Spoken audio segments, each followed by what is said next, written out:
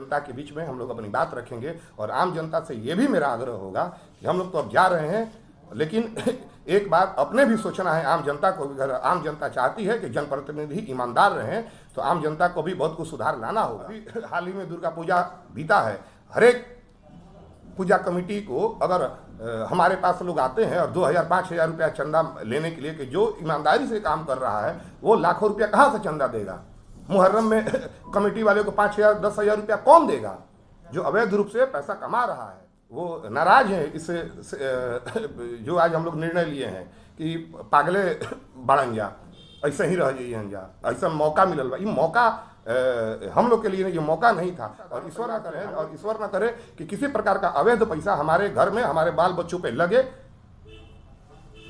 और हम लोग देख रहे हैं जो अवैध रूप से कमा रहे हैं, 30 लाख की गाड़ी पर घूमने का हम लोग को शौक नहीं है, अय्याशी करने का।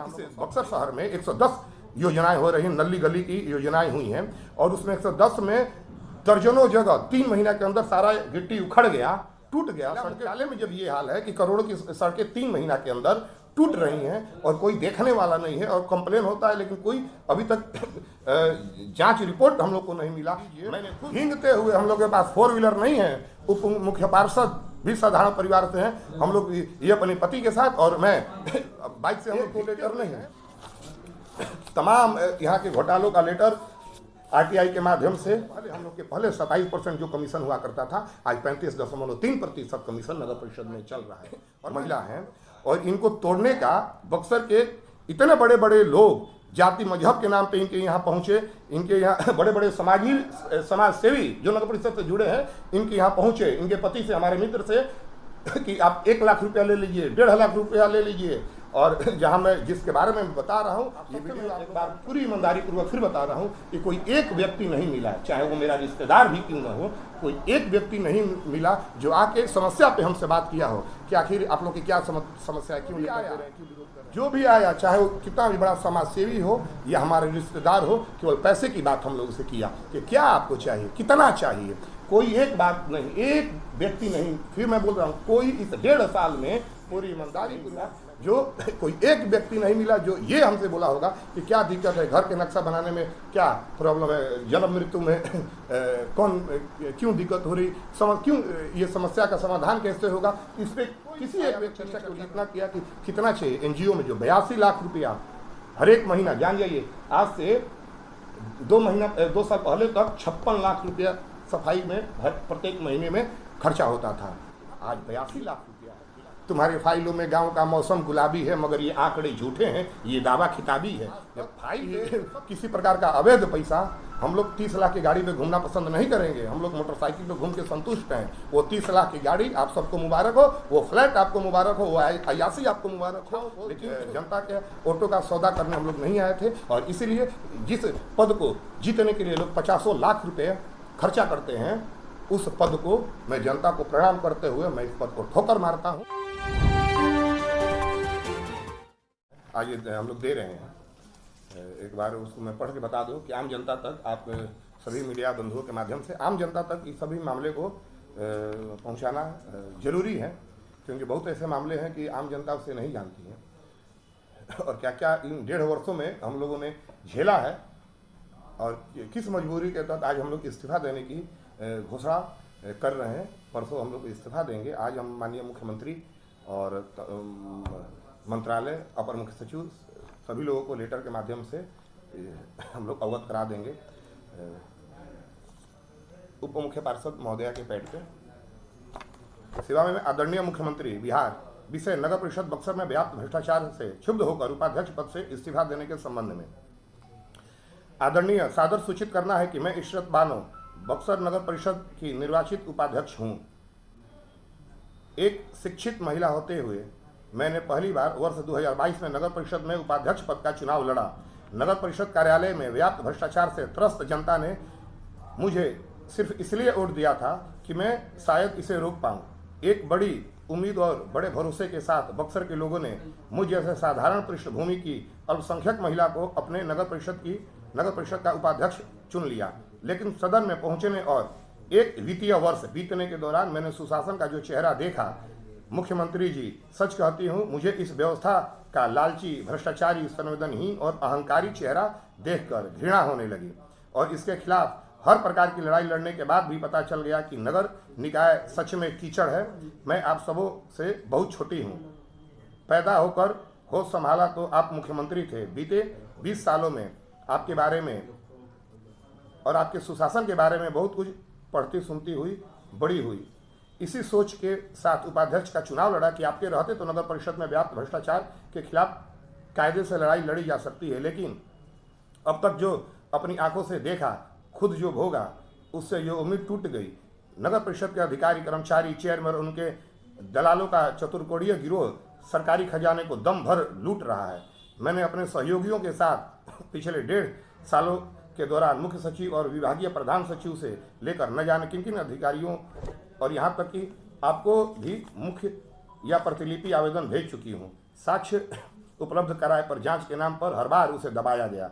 मेरे और मेरे कुछ सहयोगियों द्वारा भ्रष्टाचार के मामले में दिए गए एक शिकायती आवेदन पर अनुमंडल पदाधिकारी द्वारा मिले तय समय पर पहुंचने के बाद भी पदाधिकारी खुद नदारद रहे।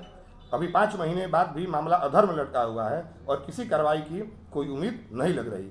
लगभग इसी तरह हर किसी ने सच उजागर नहीं होने दिया, लिहाजा सरकारी खजाना आज भी लूटा जा रहा है। करोड़ों से बनने वाली सड़कें 3 माह में टूट जाती हैं। 500 का काम 5000 में होता है। कमीशनखोरी चरम पे है। नक्शा बनाने से लेकर जन्म मृत्यु प्रमाण पत्र सब में जनता से वसूली जारी है। मैं इसे रोक नहीं पाई। जनता ने जो मुझसे उम्मीद लगाई थी उसे पूरा नहीं कर पाई।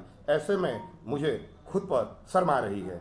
मुझे इस बात का डर है कि लोगों को लगने लगेगा कि करप्शन के इस खूबसूरत सिस्टम का मैं भी तो एक हिस्सा नहीं हो गई, तो इस तोहमत से बेहतर है कि मैं अपने पद से इस्तीफा दे दूं। इसके साथ आपको एक सुझाव अवश्य देना चाहती हूं कि नगर परिषद उपाध्यक्ष का पद ही समाप्त कर दें।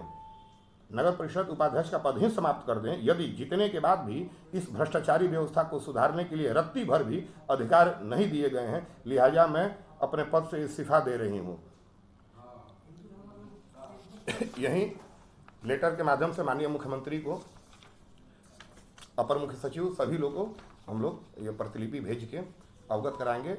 कल नुक्कड़ सभा में आम जनता के बीच में हम लोग अपनी बात रखेंगे और आम जनता से ये भी मेरा आग्रह होगा कि हम लोग तो अब जा रहे हैं, लेकिन एक बात अपने भी सोचना है। आम जनता को भी, अगर आम जनता चाहती है कि जनप्रतिनिधि ईमानदार रहें, तो आम जनता को भी बहुत कुछ सुधार लाना होगा। अभी हाल ही में दुर्गा पूजा बीता है। हर एक पूजा कमेटी को अगर हमारे पास लोग आते हैं और 2000-5000 रुपया चंदा लेने के लिए, कि जो ईमानदारी से काम कर रहा है वो लाखों रुपया कहाँ से चंदा देगा? मुहर्रम में कमेटी वाले को 5000-10,000 रुपया कौन देगा जो अवैध रूप से पैसा कमा रहा है? ऐसा तो नहीं है कि हम लोग बिजनेस किए हैं। और यह नगर परिषद हम लोग के लिए अवसर नहीं है। बहुत हमारे सहयोगी हैं वो नाराज हैं इससे, जो आज हम लोग निर्णय लिए हैं कि पागले बढ़न जा, ऐसे ही रह जाइए जा, ऐसा मौका मिलल बा। ये मौका हम लोग के लिए ये मौका नहीं था। और ईश्वर न करे, हम लोग एक अति साधारण परिवार से हैं, और ईश्वर न करे कि किसी प्रकार का अवैध पैसा हमारे घर में, हमारे बाल बच्चों पे लगे। और हम लोग देख रहे हैं जो अवैध रूप से कमा रहे हैं। 30 लाख की गाड़ी पर घूमने का हम लोग को शौक नहीं है, अय्याशी करने का हम लोग को शौक नहीं है, लेकिन जो इस प्रकार का काम कर रहे हैं उनके सामने उनका रिजल्ट आ रहा है। और आप सभी लोग अगर ईश्वर कहीं ना कहीं हैं, जिसको भी आप ईश्वर मानते हैं, अल्लाह को मानते हो, ईश्वर को, भगवान को मानते हो, ये सच्चाई आज ना तो कल लोगों के सामने आएगी। आपका ये छठ, अभी छठ आया है, पिछले मैंने क्या क्या सबूत दिए हैं हमारे उप मुख्य पार्षद महोदया, अब मैं आपको जानकारी दूंगा, आम जनता ये जान जाए। इन्होंने माननीय मुख्यमंत्री को लेटर दिया था कि एक होल्डिंग टैक्स काटने वाली जो कंपनी आई है, कई जगह पटना नगर निगम पे इस पे FIR है, कई जगह से इसको बेतिया से हटाया गया, डुमरांव से हटाया गया, इतना भ्रष्ट है। और वहीं यहाँ पे इतनी ईमानदारी से जो चारों जगह जहाँ इस पे उसको हटाया जा रहा है, और वो बक्सर में बहुत ईमानदारी से काम कर रही है, उसके खिलाफ यहाँ के टैक्स दरोगा, सिटी मैनेजर लिख चुके हैं। उसके बाद भी इस पर कोई कार्रवाई नहीं हुई, ऊपर से इसका पेमेंट होने लगा। और इसके खिलाफ जब उप मुख्य पार्षद ने शिकायत दी माननीय मुख्यमंत्री की यहाँ, अपर मुख्य सचिव की यहाँ, जिसमें ये जिक्र किया गया कि अभी आज से 6 महीना पहले की घटना है, 6-7-8 महीना पहले की घटना है। इस बक्सर शहर में 110 योजनाएं हो रही हैं, नली गली की योजनाएं हुई हैं, और उसमें 110 में दर्जनों जगह 3 महीना के अंदर सारा गिट्टी उखड़ गया टूट गया, सड़कें टूट गई, एक दो गिट्टी नहीं, सड़कें टूट, उसका जीपीएस फोटो लेके माननीय जिलाधिकारी जो अभी वर्तमान है उनके यहाँ उप मुख्य पार्षद गई थी, मैं खुद गया था और जीपीएस का फोटो दिखा के आवेदन हम लोग दिए थे। आज तक वो जांच होती रह गया। जिला मुख्यालय में जब ये हाल है कि करोड़ों की सड़कें 3 महीना के अंदर टूट रही हैं और कोई देखने वाला नहीं है और कंप्लेन होता है, लेकिन कोई अभी तक जांच रिपोर्ट हम लोग को नहीं मिला। मैंने खुद, और एक और बता दूं कि जब वहाँ का लेटर अनुमंडल अधिकारी के यहाँ आया था, हम लोग को लेटर आया कि आप इतने तारीख को अनुमंडल कार्यालय में आकर अपना साक्ष्य दीजिए। भींगते हुए, हम लोग के पास 4 व्हीलर नहीं है, उप मुख्य पार्षद भी साधारण परिवार से हैं, हम लोग ये अपने पति के साथ और मैं बाइक से हम लोग भीगते हुए गए अनुमंडल पदाधिकारी के लेटर पे कि मुख्यमंत्री के यहाँ से जो आया था कि अपना तथ्य दीजिए, और हम लोग गए। 1.5 घंटा तक भीगते हुए हम लोग पहुंचे, 1.5 घंटा तक वहां पर बैठे, अनुमंडल पदाधिकारी महोदय नहीं आए। आज तक वो जांच का क्या हुआ कोई पता नहीं। उसके बाद मैंने जब खुद अपना लेटर दिया था मुख्यमंत्री के जनता दरबार में, वहां से डीडीसी के यहाँ आता है मुख्यमंत्री, बिहार के मुख्यमंत्री के यहाँ से जांच डीडीसी हमको मेल करते हैं, उनका लेटर हमारे पास आता है कि आप फलाना तारीख को आकर और अपना साक्ष्य दीजिए, इस जो भी आरोप लगाएं। उस दिन हम जाके आधा घंटा पहले गए और 1 घंटा 1.5 घंटा इंतजार करने के बाद डीडीसी नहीं आए। दूसरे दिन फिर हम आग्रह किए, दूसरे दिन हमको डेट मिलता है, उस दिन भी हम जाते हैं और डीडीसी नदारत रहते हैं, और आज तक उस जांच का भी क्या हुआ। तो इस पूरी व्यवस्था में मुझे लग रहा है कि 1.5 वर्षों में जो हम लोगों ने झेला है, आत्मा रोया है और जो हम लोग झेल चुके हैं, मैं अगर लेटर, जितना लेटर मैंने दिया है तो देखिए, 1-2 लेटर नहीं, तमाम यहाँ के घोटालों का लेटर आरटीआई के माध्यम से, आरटीआई में जो भी हम लोग मांगते हैं यहाँ से कोई जवाब नहीं मिलता है। 6 मामले हमारे राज्य सूचना आयोग में आज 1 साल से दर्ज है, अभी तक हमारा डेट नहीं आया, 1 साल बीत गया। भ्रष्टाचार के खिलाफ इस सरकार में माननीय मुख्यमंत्री नीतीश जी के सरकार में, सुशासन की सरकार में, हमें नहीं लगता है कि भ्रष्टाचार को थोड़ा सा भी कम किया जा सकता है। इतना अच्छा ये ऑफिस है, देख लीजिए। अभी जब हम लोग चुनाव जीते थे उसके 3 महीना पहले इसमें जमकर काम हुआ था। इस ऑफिस में एसी लगा था, हम लोग मना किए थे कि हम लोग एसी वाले में एसी लगा था, उसके बाद जमकर काम हुआ था, और अभी भी 1 साल भी नहीं बीता, उसके बाद फिर से देख लीजिए ये सब काम अभी इसी महीने हुआ है। इतना बड़ा ऑफिस, मैं माननीय मुख्यमंत्री महोदय से आग्रह करूंगा कि इतना बड़ा ऑफिस देने की कोई जरूरत नहीं है, एसी लगाने की कोई जरूरत नहीं, इसका लाभ आम जनता को हो। मैं एक पूरी ईमानदारी पूर्वक ये बात स्वीकार करता हूं उप मुख्य पार्षद का प्रतिनिधि होने के नाते कि पहले हम लोग के 27% जो कमीशन हुआ करता था, आज 35.3% कमीशन नगर परिषद में चल रहा है। और हम लोग सिस्टम में हिस्सा लेने नहीं आए थे, सिस्टम में भाग लेने नहीं आए थे। और एक और सबसे बड़ी बात जो मैं बता रहा हूँ, सबसे पहले मैं अपने उप मुख्य पार्षद महोदय को तहे दिल से धन्यवाद देता हूँ। मेरे विश्वास पे इनको वोट मिला था, ये सच्चाई है, लेकिन इन्होंने जो विश्वास दिलाया, ये अति साधारण परिवार की महिला हैं और इनको तोड़ने का, बक्सर के इतने बड़े बड़े लोग जाति मजहब के नाम पे इनके यहाँ पहुँचे, इनके यहाँ बड़े बड़े समाज सेवी जो नगर परिषद से जुड़े हैं, इनके यहाँ पहुँचे, इनके पति से, हमारे मित्र से कि आप 1 लाख रुपया ले लीजिए, 1.5 लाख रुपया ले लीजिए। और जहाँ मैं जिसके बारे में बता रहा हूँ, ये वीडियो आप लोग का उन तक पहुँचेगा। अगर मैं झूठ बोलूंगा, अगर मैं झूठ बोल रहा हूं तो केवल आगे आके इसका खंडन कर देंगे, अपने बेटे के सर पे हाथ रख के ये कसम खा लेंगे कि इनके दरवाजे पे वो लोग नहीं गए हैं। और इनको मैं धन्यवाद देता हूं। भले हम लोग का अधिकार नहीं मिला, उप मुख्य पार्षद का कुछ भी अधिकार नहीं माननीय मुख्यमंत्री ने दिया या सरकार ने दिया, लेकिन मैं इनको धन्यवाद देता हूं कि मैं कोई दबंग नहीं हूँ। आप चाहती या आपके पति चाहते तो मेरा साथ छोड़ के आप आर्थिक रूप से मजबूत हो सकते थे, लेकिन इस पूरी ईमानदारी से, जिस ईमानदारी के साथ हम लोग ने आपका चयन किया था, उतना ईमानदारी के साथ आपने मेरा साथ दिया, इसके लिए मैं आजीवन आपका ऋणी रहूँगा।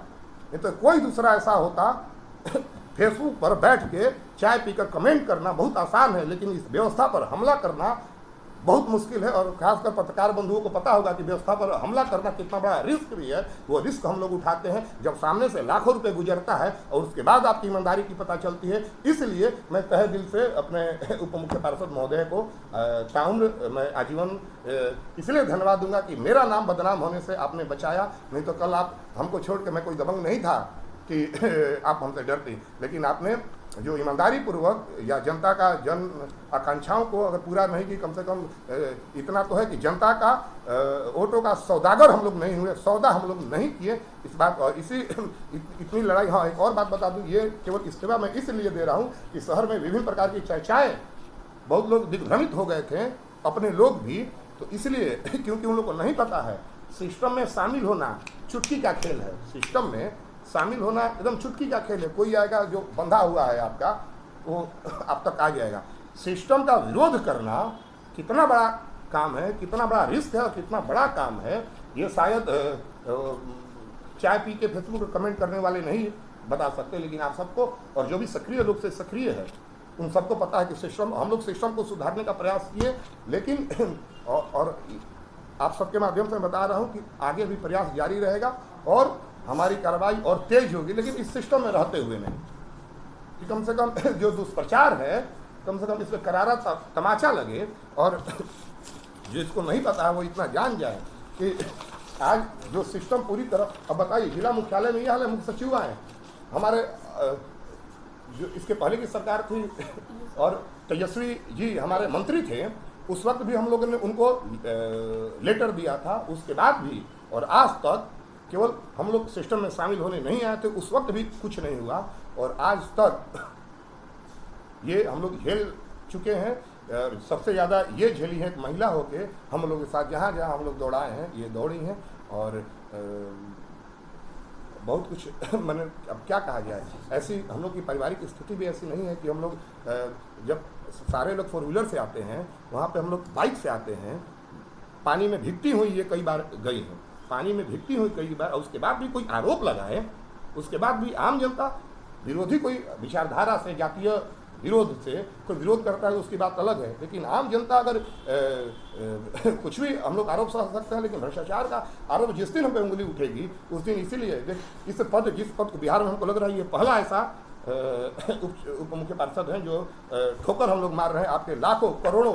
और इस पूरे 1.5 साल के दौरान आप सबसे मैं एक बार पूरी ईमानदारी पूर्वक फिर बता रहा हूँ कि कोई एक व्यक्ति नहीं मिला, चाहे वो मेरा रिश्तेदार भी क्यों न हो, कोई एक व्यक्ति नहीं मिला जो आके समस्या पे हमसे बात किया हो कि आखिर आप लोग की क्या समस्या है, क्यों लेटर दे रहे हैं, क्यों विरोध कर रहे हैं।